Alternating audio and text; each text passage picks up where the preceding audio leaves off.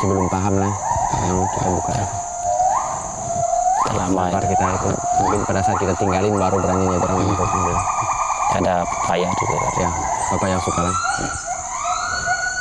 Tapi kelihatan bagus ya. Kalau ini suara apa? Nah itu seperti suara bekantan tuh.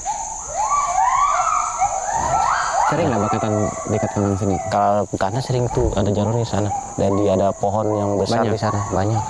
Dan itu biasanya lewat situ, kemudian biasanya kan mereka mangkal, biasa juga tidur. Tapi Nah ini suaranya nah iya, yang kecil kan? nah campur. Suara idongnya. Nah betul. Kamu masih kamera trap yang kemarin yang kita pakai masih ada? Masih ada, masih ada. Nah.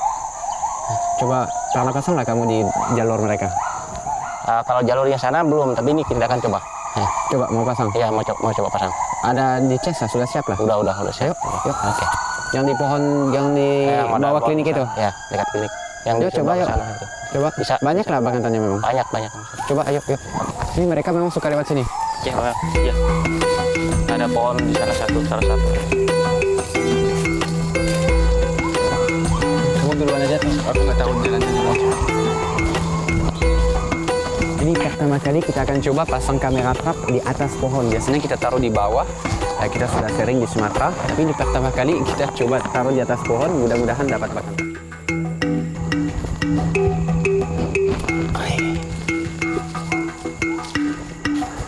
Nanti lagi naik pohon untuk pasang kamera trap di atas. Sekitar 20 meter lah dari tanah. Ngeri lihatnya itu. Kalau saya nggak bakalan berani. Mending saya terbang daripada naik pohon seperti Pananto.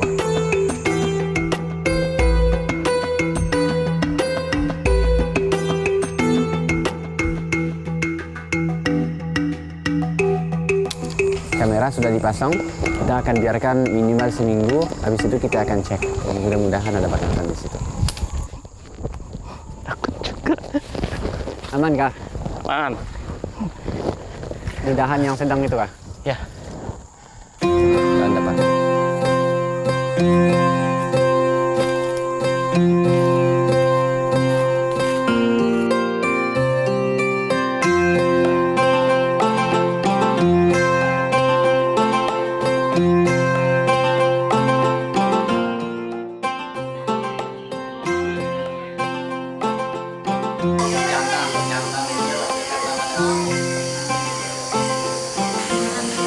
Mereka masih jalan.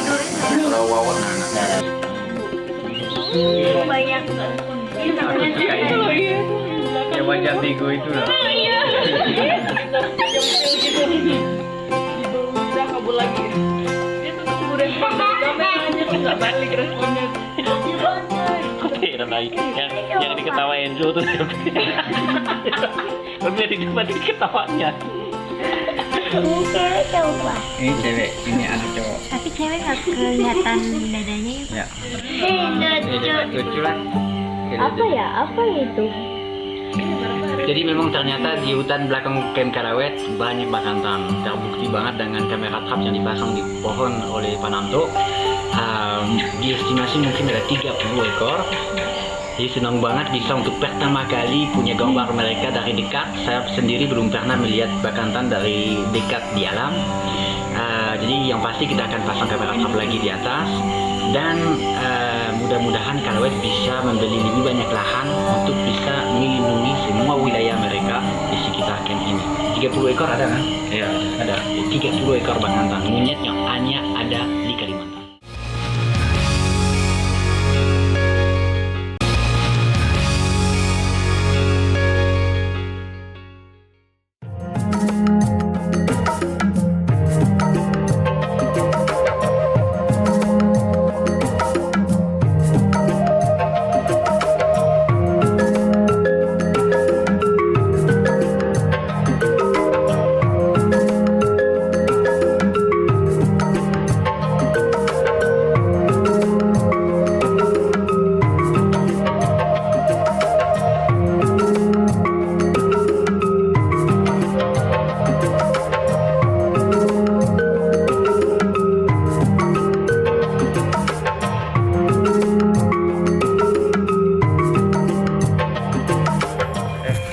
sorry, nggak jadi. Oke, nggak apa-apa. Jadi Gunung Pararawen di depan lah. Iya. Yang sana, Di sebelah depan kita. sebelah depan. Kalau itu batu kelihatannya kan? Pohonnya langsung tumbuhnya di atas batu kelihatan. Iya, Pak. Iya. Itu ditumbuhi dengan lumut. Oh itu ya. Jadi akarnya nggak bisa dalam lah. Iya. Oh ini guanya. Iya. Wush. Gelap. Oh. Sampai ke sana dalam. Iya. Ini Jadi dari dia sini masuk ke sana lagi, Pak. Masuk ke sana belok dia. Iya, belok dia. Berarti di dalamnya nanti ada banyak cabang lagi. Ada. Ada. Ada. Dalamnya. Iya. Jadi kita berada di tengah cagar alam Pararawen dan di sini ada gua cukup panjang sebenarnya. Besar juga enggak sih, tapi di dalam melebar. Iya, Pak. Melebar lah. Jadi gua alami yang sudah diketahui oleh masyarakat di sini sudah lama sekali. Dan sekarang mau masuk ke dalam untuk melihat satwa liar apa aja yang memanfaatkan gua ini. Ada buah santer? Ada. Ada. Ayo, kita ke siapa yuk. Iya.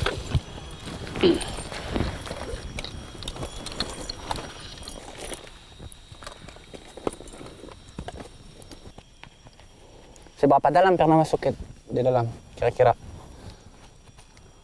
Yang dari sini, Pak. Terakhir masuk paling seberapa dalam itu pernah masuk? Mas, kita pernah masuknya itu ada sekitar 40-an meter, Pak. 40-an meter lah.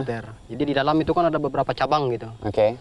Iya, ada Jadi yang dia masuknya horizontal atau terus ke dalam begitu? yang pertamanya nukik dulu. Oke. Nah, setelah itu dia agak landai lagi. Agak landai lagi. Iya. Oke.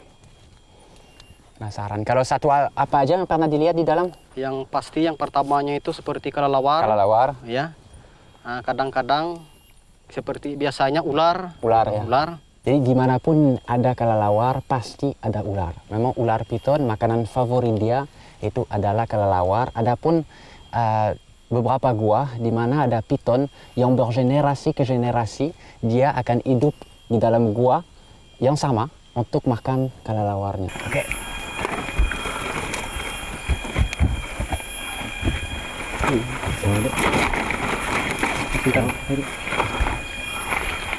Aduh sakit. Potong. Enggak bercanda. Tar.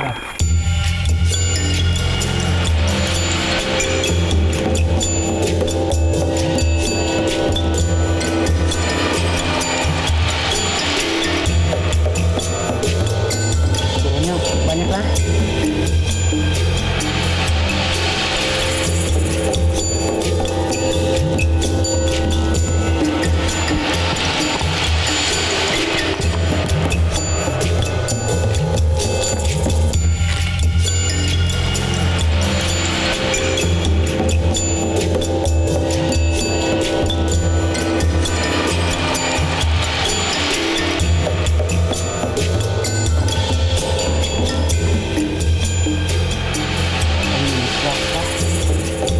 Di permukaan disitulah kalau ada ular dia akan berdiam. Kalau di dalam itu kemungkinan tapi dekat dari pintu masuk bisa ada ular. Itu yang kita cari. Oke, sudah mulai ada kelelawar.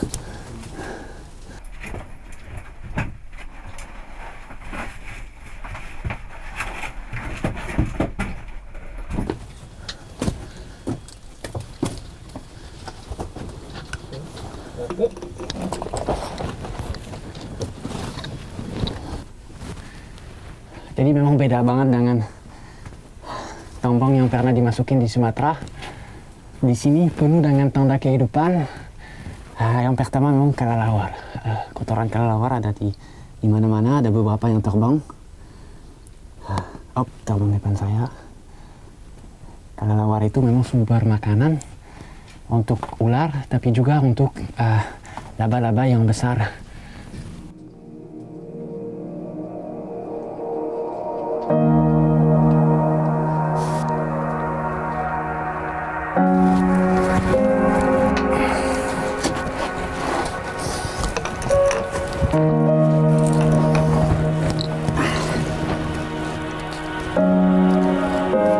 Jalannya sangat sempit. Dan saya bisa paham kenapa masyarakat Pararawen waktu Belanda Mereka juga manfaatkan gua ini untuk sembunyi. Siapa yang bisa cari orang di tengah hutan dan di dalam gua seperti ini?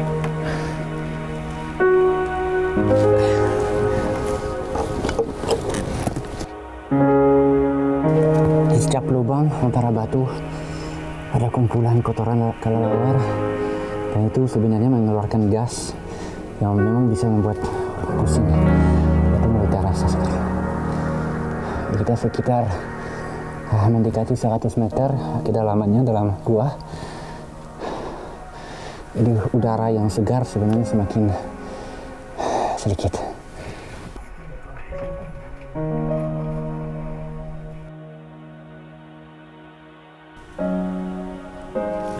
Jadi dari segi ukuran, saya lihat minimal ada 2 jenis dalam gua ini.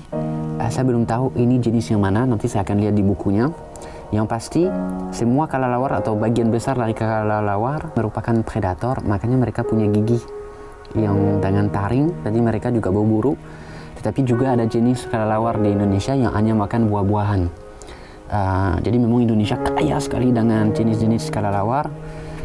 Tetapi beberapa kelelawar juga terancam karena habitatnya hilang, pohon di mana mereka makan hilang, polusi yang juga membuat kelelawar hilang dari dekat kota besar, dan ada juga kebiasaan masyarakat di beberapa tempat di mana mereka makan mereka.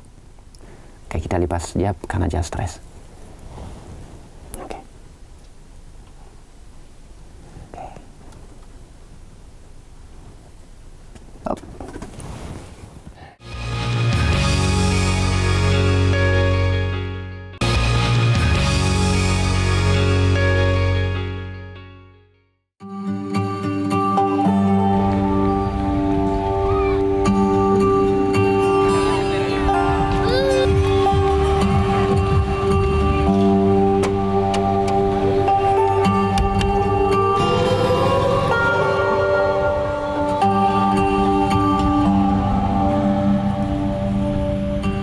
Sebenarnya memang di Kalimantan Tengah khususnya itu banyak sekali masyarakat yang makan kelelawar yang besar yang disebut kalung itu, yang punya banyak perbedaan dengan kelelawar yang kita bisa lihat di gua-gua, karena kelelawar yang dikonsumsi itu adalah kelelawar yang makan buah-buahan yang juga hidupnya tidak hanya malam hari.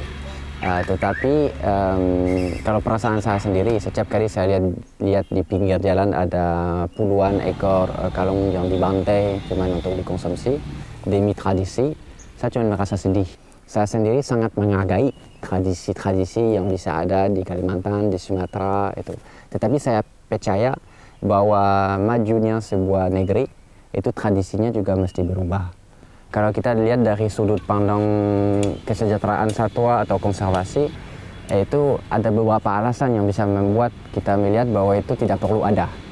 Jadi bukan salah atau tidak, tapi tidak perlu ada. Pertama, yang mengkonsumsinya bukan karena membutuhkan daging dan tidak ada sumber daging yang lain. Itu murni karena ada keinginan yang lain, apakah percaya sesuatu atau dia anggap obat kuat, atau hal-hal seperti itu yang tidak menjadi dasar yang cukup kuat untuk membantai satwa yang seperti yang kita bisa lihat saat ini. Yang kedua, ada masalah yang sangat besar yang tidak disadari masyarakat, bahwa sumber penyakit yang selama ini kita pernah dengar itu mau di Afrika misalnya Ebola atau AIDS atau banyak penyakit lainnya hadir dari konsumsi daging satwa liar. Kalung sendiri seperti banyak kelelawar juga menjadi satu binatang yang juga bisa menular penyakit kepada manusia. Sebelum mati pun dari air liurnya, dari gigitannya. Kita tahu bahwa rabies misalnya salah satu penyakit yang memang bisa lewat kelelawar. Jadi selain tidak perlu kita lakukan karena kita tidak benar-benar butuhkan, kita tidak di dalam skenario di mana ada masyarakat yang berburu untuk makan karena tidak ada makanan lainnya. Kita tidak di dalam skenario itu. Kita di dalam skenario di mana orang hidup di kota itu mencari banyak pilihan dan mencari daging khusus hanya karena prestige atau atas sebuah identitas yang mau direvendikasi itu.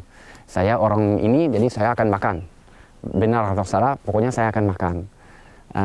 Sekali lagi, kita kembali kepada bukan yang legal, yang ilegal, bukan. Tetapi hal yang benar atau tidak. Menyiksa hanya dengan alasan itu apakah harus kita lakukan gitu.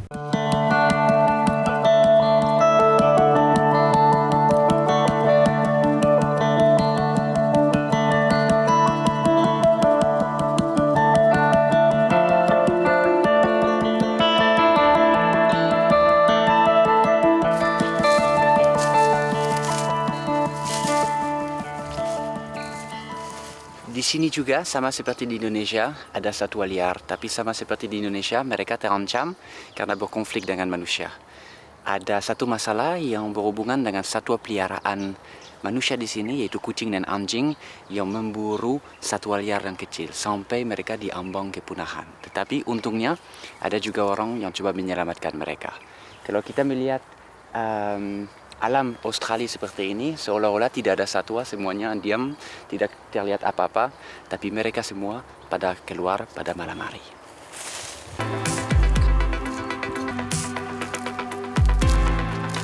Tujuan saya ke Australia adalah mengunjungi salah satu pusat rehabilitasi satwa liar yang merawat kanguru, wali, burung, dan satwa liar lainnya, untuk melihat bagaimana upaya rehabilitasi yang dilakukan di sana.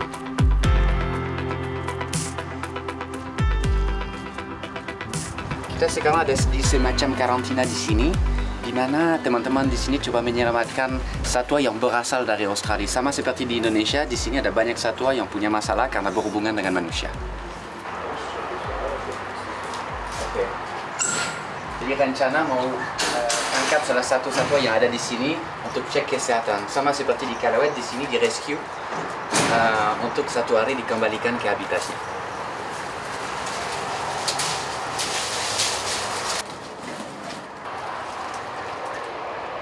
Jadi memang di sini tidak seperti kebun binatang, sama seperti di Kalawet, tidak ada pengunjung.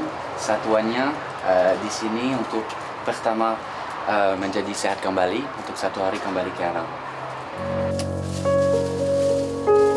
Wali atau yang juga disebut dengan nama betong adalah mamalia kecil yang berkantung seperti kanguru yang terancam punah di bagian barat Australia. Tidak banyak yang mengenal satwa ini, namun ada satu organisasi yang disebut NAR atau Native Animal Rescue yang berjuang untuk menyelamatkan mereka. Hari ini saya cukup beruntung karena mendapat kesempatan untuk membantu teman-teman dari NAR, sekaligus belajar mengenali satwa yang sangat unik ini.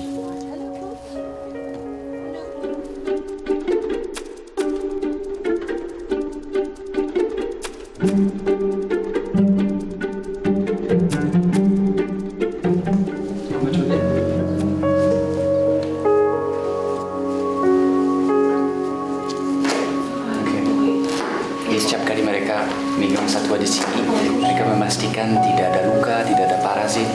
Dia ternyata sudah naik berat badan sedikit, artinya semakin dekat dari 1 hari pelepasan. Tapi jauh dari manusia karena kucing, anjing, satwa peliharaan semuanya jadi masalah.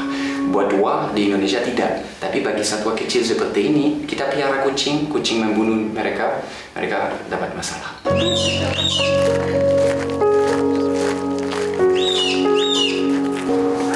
Saatnya dia kembali ke dalam kandangnya.